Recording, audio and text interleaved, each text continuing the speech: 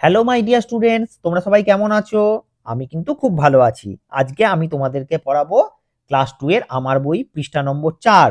বিষয় শুরু করে ফেলি, ঘুড়ি ওড়াবার দিনে। তোমরা কিন্তু তোমাদের বই সব বার করে ফেলো। দেখো, শুক্রবার এলে বিক্রমের ভারী মজা, সামনেই শনি রবির ছুটি, ও আর টিপু ঘুড়ি ওড়াতে দক্ষ। মানে খুব ভালো ঘুড়ি ওড়াতে পারে। কে কে? আমরা কি নাম পেলাম? বিক্রম আর টিপু ভালো ঘুড়ি ওড়াতে পারে। ঘুড়ি ওড়ানোয় ওদের সমকক্ষ কেউ নেই। সমকক্ষ মানে মানে ওদের সমানে কেউ নেই। তার মানে ওরা এত ভালো ঘুড়ি ওড়ায় যে ওদের সমানে কেউ নেই। তোমরা কিন্তু যারা যারা ঘুড়ি ওড়াতে পারো তারা কিন্তু অবশ্যই আমাকে কমেন্টে জানাবে যে তোমরা কিরম ঘুড়ি ওড়াও। এবারে দেখো, চলো উপরের রঙিন অংশগুলোকে ভেঙে দেখি। দেখো, শুক্র বা এই যে বিক্রম, এই যে কয়ে রফলা আছে, তাহলে কয়ে রফলা, ক যুক্ত কিন্তু র, কয়ে রফলা বলছি, তাহলে কটা আগে বলছি তারপর রফলা বলছি, কয়ে রফলা বলছি, তাহলে ক যুক্ত র, এটাই ছিল যুক্তাক্ষর, সেটাকে ভেঙে লেখা হয়েছে।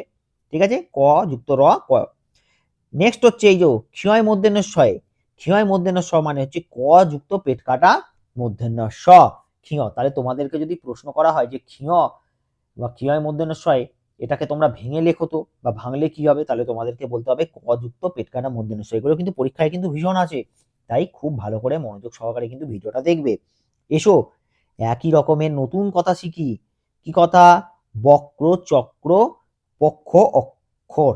তাই না? বক্র, এই যে কয় রফলা আছে, চক্রতে কয় রফলা আছে, তারপরে ক্ষীণের মধ্যে স দিয়ে শিখলাম, পক্ষ, অক্ষর। ঠিক আছে, নেক্সট হচ্ছে ঘর পূরণ করি। এবারে আমরা নিজেরা লিখে ঘর পূরণ করব। কি বলেছে?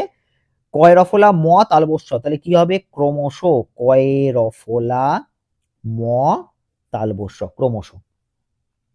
তারপরে দেখো, দন্তেশ ক্ষীয় মধ্যে শয় ম, তাহলে কি হবে? সক্ষম। তারপরে এদিকে আছে কয় রফলা ময়সিক, ক্রমিক। তোমাদের স্কুলে রোল নম্বর আছে না প্রত্যেকের, সেটাকে কি বলা হয় জানো? ক্রমিক নম্বর বা ক্রমিক সংখ্যা বলা হয়। আর হচ্ছে দেখো, তালবস্যই ক্ষীয় মধ্যে শয় ক, শিক্ষক।